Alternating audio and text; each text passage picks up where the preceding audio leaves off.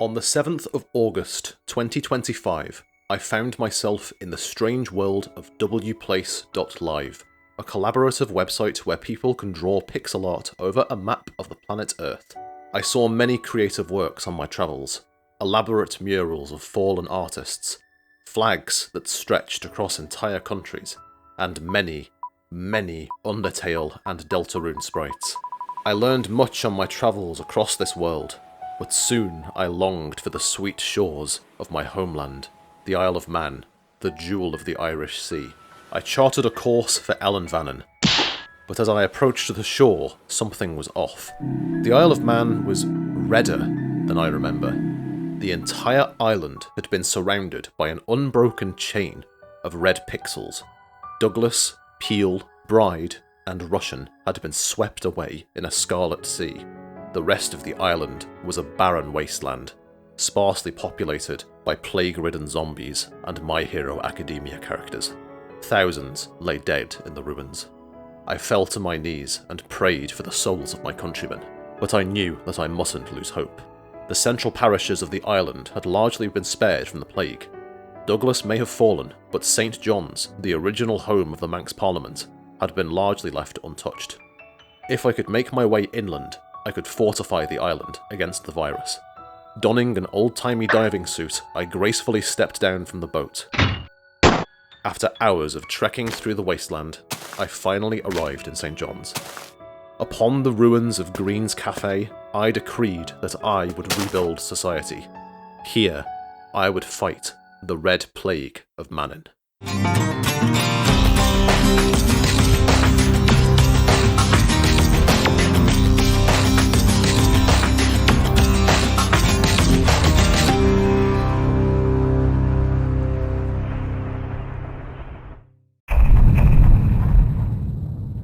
In wplace, new players start with 64 pixels that they can draw anywhere on the map. To mark my reclamation of these lands, I used my pixels to build a small replica of Tinwald Hill on its former site. But 5 minutes into my quest to fight off the plague, I came to a sobering realization. Man, I am really lazy. I should get someone to paint for me. Once my pixels regenerated, I drew a Smeargle, a Pokemon with a paintbrush for a tail. As a mark of defiance against the plague, I ordered Smeargle to write a message in paint over the Steam Heritage Trail, an ancient Manx battle cry that stirs the heart of those with Mannin in their hearts. Satisfied that I had doubled my forces in the space of a single day, Smeargle and I spent the rest of the afternoon pottering around the island looking for a good cheap breakfast. Fool's errand, unfortunately. You're lucky to find a nice breakfast for under 600 quid over here. On my travels, I discovered that certain creatures were immune to the virus. An enclave of Deltarune characters had occupied the fallen wastes of Castletown. To test this theory, I trudged through Peel in the west and reanimated the Morther-Do, the mythical guard dog of Peel Castle. To my astoundment, the dog survived, and before long, someone had left a little smiley face next to him. I headed east to Douglas, the capital of the Isle of Man, and ground zero for the outbreak. The Red, as I came to call it, was particularly thick here. Every street I ventured down was teeming with plague zombies. If I was to rebuild in the wastelands, I would need a base. I built a small castle in the style of Super Mario Bros. 3 over the Tower of Refuge. Well, half a mile inland from the Tower of Refuge if we're splitting hairs, but bugger that, I'm not wading through the ocean if I want to go to the shops. Engulfing the sky was an enormous QR code with names that I did not recognise. Surely these people weren't deliberately spreading the plague, taking pride in the desolation of this fair land.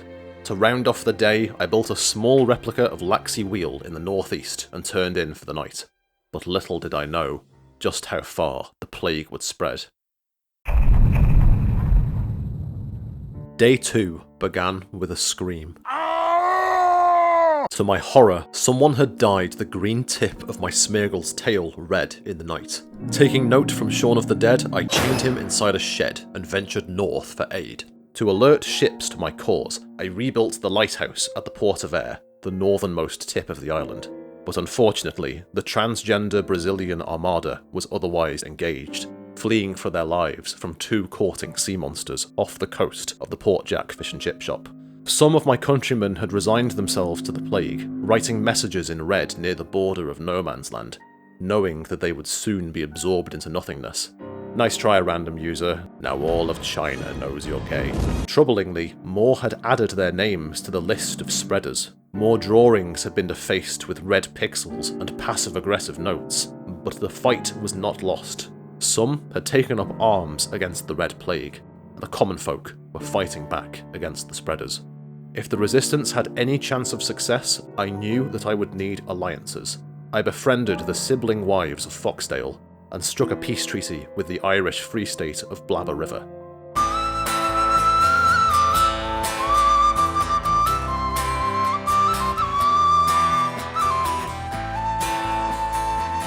My efforts in St. John's had not gone unnoticed. Though Smeargle was thoroughly infected with the plague, he had befriended a Garchomp drawn by a kind stranger. Touched by this display of friendship, I decided to bring a third friend into the mix, a Litwick, whose sprite I shamelessly stole from a fan game called Pokewilds. To fortify my creations against the plague, I erected a white force field around Timwald Hill, protecting its red flag in the event of its engulfment by the encroaching Ruby Void. But several hours later, after deciding to apply the same protections to the Laxi Wheel, I saw that a passing dark wizard had already fortified it with a veil of shadow. I am in your debt, sorcerer. As I walked around Santon looking for survivors, I came across a sight that restored my faith in my countrymen. Someone had rebuilt the Fairy Bridge, an enchanted river crossing in Santon. Those that cross it without greeting the eponymous fairies would suffer bad luck. A passing traveller had already said hello to them, just like they did when I was a kid. There was hope, after all. I bid the fairies good evening and retired for the night. But as I slept, a dark sigil began to take form over the island's centre. On the third day, it seemed as if the spreaders were losing steam.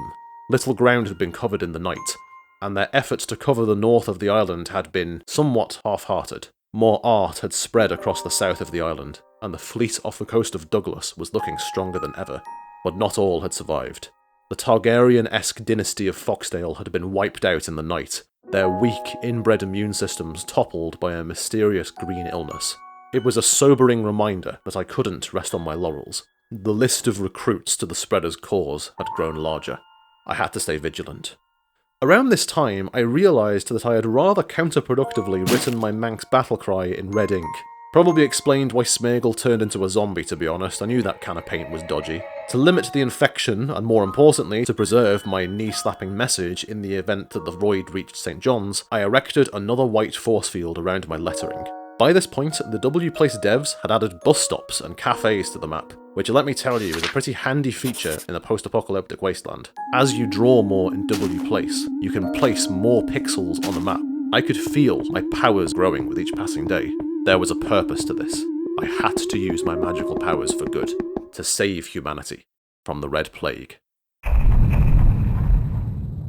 On day 4, I decided to venture south. I noticed that the king from Deltarune had been banished to the Carth of Man, a small island off the southwest coast, now used as a bird sanctuary.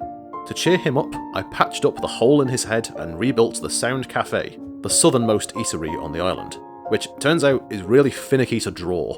I wrote the logo underneath because it wasn't really clear what it was meant to be.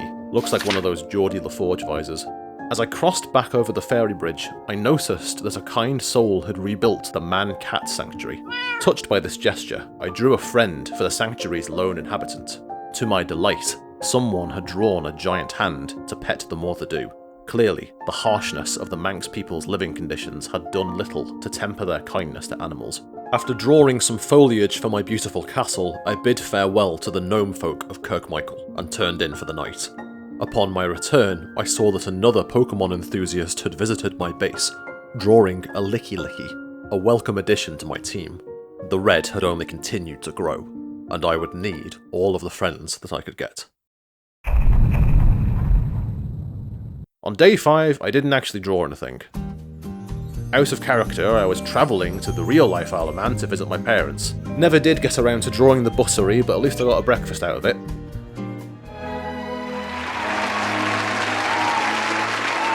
But as I neglected my duties on W Place, the forces of the enemy moved closer. 2 red walls now blocked off St. John's, and the sigil in the centre of the island was growing larger. Sao Paulo Football Club had also opened a ground nearby my base. If I didn't act fast, my creations would be washed away in a sea of red pixels and Brazilian football fans. I protected my creations with a white force field. My magical prowess was growing, but so too was the tide of vermilion death. The strange black clouds that had been forming overhead were taking shape, a strange symbol in the sky. The plague zombies craned their necks upwards, looking at the clouds. I couldn't understand it. What did they see that I didn't? Towards the evening, I set towards making alliances. I was unable to strike a pact with the pirate kingdom of Silverburn River, but as I walked back from negotiations, a shooting pain spread through my neck. Before I could react, the cultist fled the scene in a Peel P50. My dreams were strange that night. Visions of an enormous symbol dwarfing the sky. The red was spreading further and faster. The black clouds were growing larger and darker. The red sore on my neck had only grown angry and infected in the night. To fortify the northern flank of my base, I built an indestructible tree. At least I tried to, when the internet wasn't cacking out on me. But before long, my pseudo-wudo sprang to life. My Pokemon crew was complete. Satisfied with my work, I stared out from atop St. John's Hill. The shooting pain passed through my abdomen. My mouth tasted sour. I wiped a sticky film of red sludge from my chin. My vision blurred as I walked back to the base. Beads of sweat trickled from my forehead. It would not be long before the red took me. In the evening, a pulsating white glow filled the sky. My head swam, but I opened my eyes and saw clearly for the first time. The spreaders weren't evil. They were heralds, bringers of a new age of humanity. The 3 legs of man was nearly complete. It looked glorious. I knew what I must do.